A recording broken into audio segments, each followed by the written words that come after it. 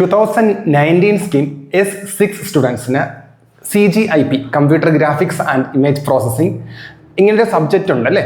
ഇതിനകത്ത് ആദ്യത്തെ 3 മൊഡ്യൂൾ നമുക്ക് പഠിക്കാനുള്ളത് കമ്പ്യൂട്ടർ ഗ്രാഫിക്സിനെ കുറിച്ചാണ്. ലാസ്റ്റ് 2 മൊഡ്യൂൾ പഠിക്കുന്നത് ഇമേജ് പ്രോസസ്സിംഗിന്റെ ബേസിക്സ് പഠിക്കുന്നത് 4th മൊഡ്യൂളും കുറച്ചുകൂടെ ഡെപ്തിൽ അൽഗോരിതംസ് ഒക്കെ പഠിക്കുന്നത് 5th മൊഡ്യൂളിലുമാണ്. ഓക്കെ, ഈ വീഡിയോയിൽ ഞാൻ പറയാൻ ഉദ്ദേശിക്കുന്നത് നിങ്ങൾ എക്സാം എഴുതുന്നതിന് മുന്നേ ആയിട്ട് എന്തൊക്കെ ടോപ്പിക്സ് ആണ് ആദ്യം പഠിക്കേണ്ടത്, ഏതൊക്കെയാണ് ഇമ്പോർട്ടൻറ്റ് ടോപ്പിക്സ്, റിപ്പീറ്റഡ് ക്വസ്റ്റ്യൻസ് എന്തൊക്കെയാണ് തുടങ്ങിയ കാര്യങ്ങളൊക്കെയാണ് ഈ വീഡിയോയിൽ പറയുന്നത്. എല്ലാവർക്കും മറ്റൊരു വീഡിയോയിലേക്ക് സ്വാഗതം.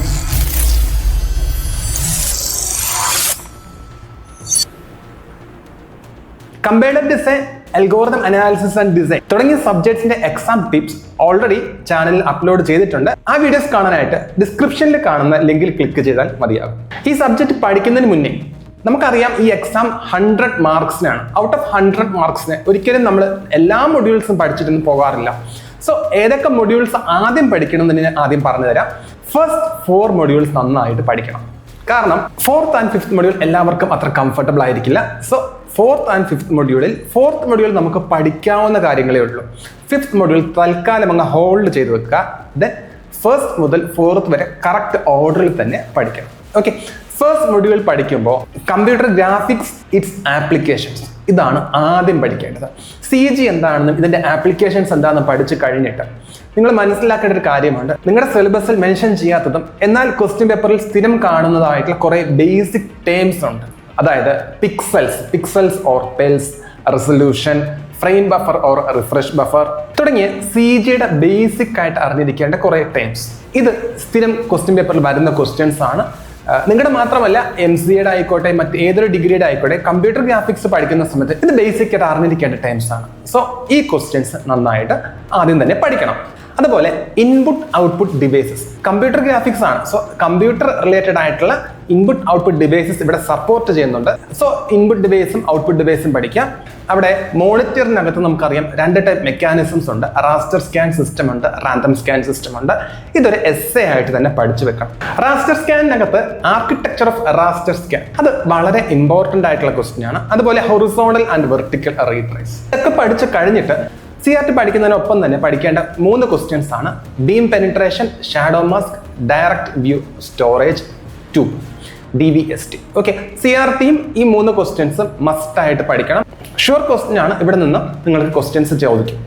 CRT പഠിച്ചു കഴിഞ്ഞിട്ട് നിങ്ങൾക്ക് ഫ്ലാറ്റ് പാനൽ പഠിക്കാം. ഫ്ലാറ്റ് പാനൽ പഠിച്ചു കഴിഞ്ഞിട്ട് പ്രിന്റർ ആൻഡ് പ്ലോട്ടർ. പ്രിന്ററിനകത്ത് തന്നെ impact printers, non impact printers. ഇത്രയും ക്വസ്റ്റ്യൻസ് ആണ് ഫസ്റ്റ് മൊഡ്യൂളിൽ ഷോർട്ട് ക്വസ്റ്റ്യൻസ് ആയിട്ട് പഠിക്കേണ്ടത്. ഇതിനകത്ത് ഒരു ക്വസ്റ്റ്യൻ ഓൾറെഡി essayയിൽ വരാൻ ചാൻസ് ഉണ്ട് എന്ന് പറഞ്ഞു, റാസ്റ്റർ സ്കാൻ സിസ്റ്റം. ഓക്കെ, ഇതൊക്കെ പഠിച്ചു കഴിഞ്ഞിട്ട് റിമൈനിങ് വരുന്നത് അൽഗോരിതംസ് ആണ്. CG എന്ന സബ്ജക്റ്റിന്റെ ഫസ്റ്റ് മൊഡ്യൂളിന്റെ ഫസ്റ്റ് ഹാഫ് മാത്രമാണ് ഈ കഴിഞ്ഞത്.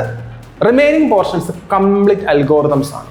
ഇവിടെ ലൈൻ ഡ്രോയിങ് അൽഗോരിതംസ്, അവിടെ DDA വരുന്നുണ്ട്, ബ്രസൻഹാംസ് വരുന്നുണ്ട്. 2 ലൈൻ ഡ്രോയിങ് അൽഗോരിതംസ് ഉണ്ട്, മിഡ് പോയിന്റ് സർക്കിൾ അൽഗോരിതം ഉണ്ട്. ഈ അൽഗോരിതംസും ഇതിന് കറസ്പോണ്ടിങ് ആയിട്ട് വരുന്ന പ്രോബ്ലംസ് ഇതായിരിക്കും നിങ്ങളുടെ ഫസ്റ്റ് മൊഡ്യൂളിന്റെ essay ക്വസ്റ്റ്യൻ ആയിട്ട് വരുന്നത്. So raster scan system, algorithms, ഇതിന്റെ പ്രോബ്ലംസ് ഇത്രയും നിങ്ങൾ പഠിച്ചിട്ടുണ്ടെങ്കിൽ നിങ്ങൾക്ക് 14 മാർക്ക്, അതായത് മൊഡ്യൂൾ 1ന്റെ essay ക്വസ്റ്റ്യൻ നിങ്ങൾക്ക് കിട്ടിക്കഴിഞ്ഞു. നെക്സ്റ്റ് മൊഡ്യൂൾ 2ലേക്ക് പോവാം. അവിടെ ഫീൽഡ് ഏരിയ പ്രിമിറ്റീവ്സ് എന്നൊരു സെക്ഷനാണ് ആദ്യം പഠിക്കേണ്ടത്. അതായത് സ്കാൻ ലൈൻ അൽഗോരിതം, ബൗണ്ടറി ഫിൽ, ഫ്ലഡ് ഫിൽ. ഈ 3 ക്വസ്റ്റ്യൻസിൽ നിന്നും ഉറപ്പായിട്ട് നിങ്ങൾക്ക് essayക്ക് വരുന്ന ക്വസ്റ്റ്യൻസ് എന്ന് പറയുന്നത് ബൗണ്ടറി ഫില്ലോ ഫ്ലഡ് ഫില്ലോ ആയിരിക്കും. ഓക്കെ, സ്കാൻ ലൈൻ പക്ഷേ ഇമ്പോർട്ടൻ്റ് ആണ്. സ്കാൻ ലൈൻ അൽഗോരിതം വീണ്ടും അടുത്ത മൊഡ്യൂളിൽ മറ്റൊരു ടോപ്പിക്കിലും ഇതുപോലെ തന്നെ വരുന്നുണ്ട്. സോ സ്കാൻ ലൈനും സ്കിപ്പ് ചെയ്യരുത്. ഞാൻ സജസ്റ്റ് ചെയ്യുന്നത് ഈ 3 അൽഗോരിതംസ് നിങ്ങൾ സ്കിപ്പ് ചെയ്യരുത്. ഇതിൽ ബൗണ്ടറി ഫില്ലും ഫ്ലഡ് ഫില്ലും പഠിക്കുന്ന ടൈമിൽ അവിടെ തന്നെ 4 കണക്റ്റഡും 8 കണക്റ്റഡും വരുന്നുണ്ട്. അത് മസ്റ്റ് ആയിട്ട് പഠിക്കണം. മൊഡ്യൂൾ 2ന്റെ ഫസ്റ്റ് പാർട്ട് ആയിരുന്നു field area primitives. Second part എന്ന് പറയുന്നത് ട്രാൻസ്ഫോർമേഷൻ ആണ്. 2D ആൻഡ് 3D ട്രാൻസ്ഫോർമേഷൻ ആണ്. നിങ്ങൾ പഠിക്കുന്ന സമയത്ത് ട്രാൻസ്ഫോർമേഷൻസ് എന്താണെന്ന് പഠിച്ചിട്ട് ആദ്യം ബേസിക് 2D ട്രാൻസ്ഫോർമേഷൻസ് പഠിക്കുക. ട്രാൻസ്ലേഷൻ, റൊട്ടേഷൻ, സ്കെയിലിംഗ് ഇത് 3ഉം പഠിച്ചു കഴിഞ്ഞിട്ട് ഉടനെ തന്നെ 3D ട്രാൻസ്ഫോർമേഷൻസും കൂടെ പഠിക്കുക. Okay, so 2D and 3D transformations basics first പഠിച്ചു കഴിഞ്ഞിട്ട് മാത്രം 2Dയുടെ റിമൈനിങ് ട്രാൻസ്ഫോർമേഷൻസ് വരുന്നുണ്ട്. Reflection and scaling. ഇതിൽ റിഫ്ലക്ഷൻ മാത്രം തന്നെ essay ആയിട്ട് ചോദിക്കാൻ ചാൻസ് ഉണ്ട്. റിഫ്ലക്ഷൻ ഡിഫറെൻറ്റ് കേസസ് ഉണ്ട്. സോ അത് essay ആയിട്ട് തന്നെ പഠിക്കുക. ഇനി ട്രാൻസ്ഫോർമേഷൻസ് എല്ലാം പഠിച്ചു കഴിഞ്ഞിട്ട് ഇനി നിങ്ങൾ പഠിക്കേണ്ടത് കോമ്പോസിറ്റ് ട്രാൻസ്ഫോർമേഷൻ. ഒരു ട്രാൻസ്ലേഷൻ, അത് കഴിഞ്ഞിട്ടൊരു റൊട്ടേഷൻ, അതിനോടൊപ്പം അഗൈൻ ഒരു ട്രാൻസ്ലേഷൻ, ഇങ്ങനെ കോമ്പോസിറ്റ് ആയിട്ട് ട്രാൻസ്ലേഷൻസ് വരാം. ഈ കോമ്പോസിറ്റ് ട്രാൻസ്ഫോർമേഷൻസ് നിങ്ങൾക്ക് പ്രോബ്ലം ആയിട്ട് ചോദിക്കാം. ഓക്കെ, ഇതിന് തന്നെ മെട്രിക്സ് ഡെറിവേഷൻ ഉണ്ട്, അതും ചോദിക്കും. മൊഡ്യൂൾ 2-നകത്ത് എസ്സേ ചോദിക്കുന്നത് ഞാൻ ഈ പറഞ്ഞ ഏരിയാസ് ആണ്.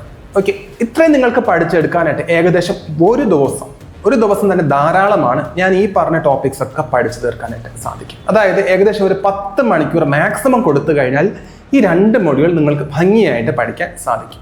എക്സാമിന് തലേ ദിവസമാണ് നിങ്ങൾ വീഡിയോ കാണുന്നതെങ്കിൽ നിങ്ങൾക്ക് ഇത് ഒരു ദിവസം വേണ്ട, നിങ്ങൾ കുറച്ചുകൂടെ ഫാസ്റ്റ് ആയിട്ട് പഠിക്കുന്നുണ്ടാവും. ആ ടൈമിൽ നിങ്ങൾക്കൊരു 4 മണിക്കൂർ അല്ലെങ്കിൽ ഒരു 5 മണിക്കൂർ കൊണ്ട് ഈ ടോപ്പിക്സ് പഠിച്ചു തീർക്കാനായിട്ട് സാധിക്കും. നെക്സ്റ്റ് മൊഡ്യൂൾ 3-ലേക്ക് പോവാം. Module 1, 2, then 3. 3 പഠിക്കുന്ന സമയം അവിടെ നിങ്ങൾ അറിഞ്ഞിരിക്കേണ്ടത് ക്ലിപ്പിംഗ് ആണ്. ക്ലിപ്പിംഗ് ഫസ്റ്റ് പഠിക്കുക. ഇവിടെ point clipping, line clipping, polygon clipping, text clipping, ഇങ്ങനെ ഡിഫറെന്റ് ടൈപ്സ് ഓഫ് ക്ലിപ്പിംഗ് ഉണ്ട്. ഇതിൽ നിങ്ങൾക്ക് പഠിക്കാൻ വരുന്ന എസ്സേ ക്വസ്റ്റ്യൻസ് ലൈൻ ക്ലിപ്പിംഗ് അൽഗോറിതംസും പോളിഗൺ ക്ലിപ്പിംഗ് അൽഗോറിതംസും ആണ്. Cohen-Sutherland line clipping algorithm important question ആണ്. പോളിഗൺ ക്ലിപ്പിംഗിനകത്ത് സുദർലാൻഡ്-ഹോഡ്ജ്മാൻ അൽഗോറിതം. ഒരു കാര്യം പറയാൻ വിട്ടുപോയി.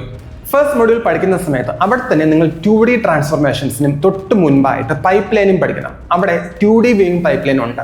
Modelling coordinates, world coordinates, device coordinates. ഈ ഒരു കോർഡിനേറ്റ്സ് ചേഞ്ചിനിടയ്ക്കാണ് ആക്ച്വലി ട്രാൻസ്ഫോർമേഷൻസ് ഒക്കെ അപ്ലൈ ചെയ്യുന്നത്. ഇത് ഫസ്റ്റ് മൊഡ്യൂൾ പഠിക്കുന്ന സമയം ട്രാൻസ്ഫോർമേഷൻസ് പഠിക്കുന്നതിന് മുന്നേ ആയിട്ട് പഠിക്കുക.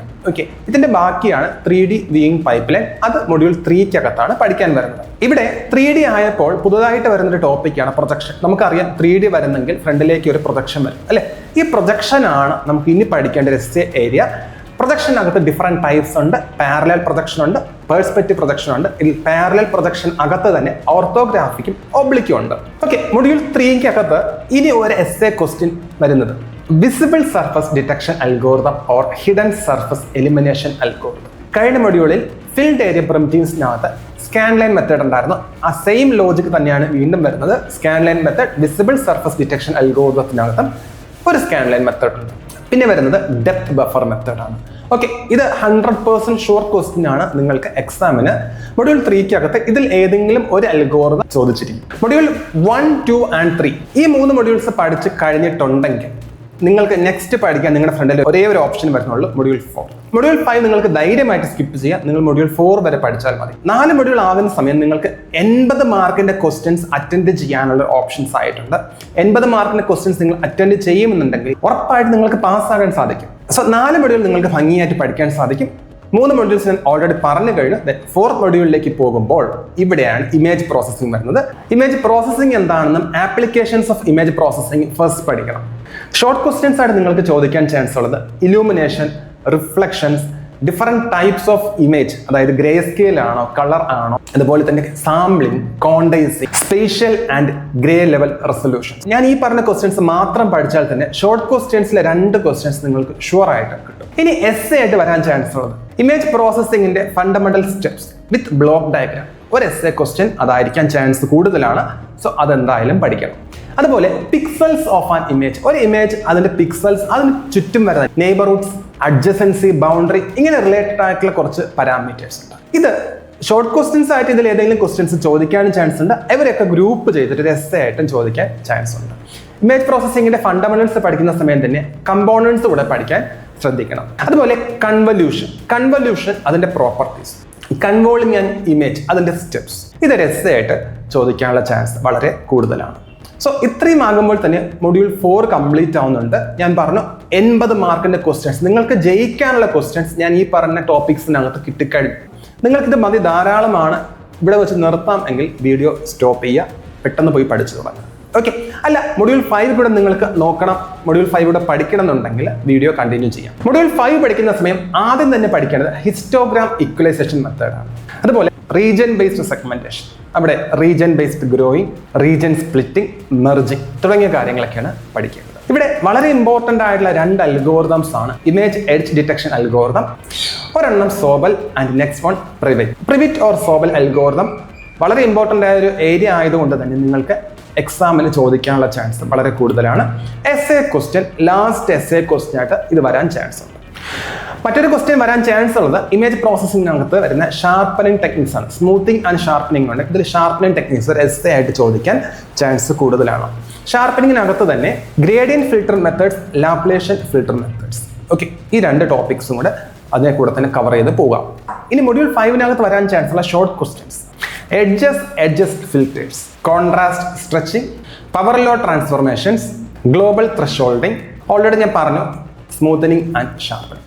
ഓക്കെ, ഈ ക്വസ്റ്റ്യൻസ് ഒക്കെ പാർട്ട് എയിൽ ലാസ്റ്റ് 2 ക്വസ്റ്റ്യൻസ് വരുന്നുണ്ടല്ലോ, 9th and 10th, അവിടെ വരാൻ ചാൻസസ് കൂടുതലാണ്. ഓക്കെ, സോ എന്തായാലും CG എന്ന സബ്ജക്റ്റ് പഠിക്കുമ്പോൾ മൊഡ്യൂൾ 1 മുതൽ 4 വരെ പഠിക്കാം. എസ്സേ നിങ്ങൾക്ക് ചോദിക്കുന്നത് 8+6 അങ്ങനെ ചോദിക്കാം, അല്ലെങ്കിൽ 7+7 2 എസ്സേ ആയിട്ടും ചോദിക്കാം. ഈ 6 മാർക്കിന്റെ ക്വസ്റ്റ്യൻസ് മിക്കവാറും ചോദിക്കുന്നത് ഷോർട്ട് ക്വസ്റ്റ്യൻസിലെ 2-3 ക്വസ്റ്റ്യൻസ് ചേർത്ത് വെച്ചിട്ടായിരിക്കും. 7 മാർക്സിന്റെ ക്വസ്റ്റ്യൻ ചോദിക്കുന്നത് എസ്സേ ആയിരിക്കാം. 7+7 ആയിട്ട് 2 എസ്സേ ക്വസ്റ്റ്യൻ ചോദിക്കാം, അല്ലെങ്കിൽ 8 മാർക്സിന്റെ ഒരു എസ്സേ, അതിന്റെ കൂടെ 6 മാർക്സിൽ വരുന്നത് ഷോർട്ട് ക്വസ്റ്റ്യൻസിന്റെ ഒരു ഗ്രൂപ്പിംഗ് ആയി. CG എക്സാം എഴുതുമ്പോൾ നിങ്ങൾ ശ്രദ്ധിക്കേണ്ട മെയിൻ കാര്യമാണ്, എല്ലാം ഡയറക്റ്റ് ക്വസ്റ്റ്യൻസ് ആയിരിക്കും. ഡയറക്റ്റ് ക്വസ്റ്റ്യൻ ആയതുകൊണ്ട് തന്നെ മാർക്ക് ഇടുന്ന സമയത്ത് അത്യാവശ്യം ടഫായിട്ടായിരിക്കും വാല്യുവേഷൻസ് വരുന്നത്. സോ നമ്മൾ പഠിക്കുന്ന സമയം ഞാൻ ഈ പറഞ്ഞ ക്വസ്റ്റ്യൻസ് എല്ലാം നിങ്ങൾ പഠിച്ചിട്ട് പോകുന്നുണ്ടെങ്കിൽ 100% ഷുവർ ആണ് നിങ്ങൾക്ക് പാസ്സാകാൻ സാധിക്കും. മറ്റൊരു വീഡിയോയിൽ നമുക്ക് വീണ്ടും കണ്ടുമുട്ടാം. Till then bye.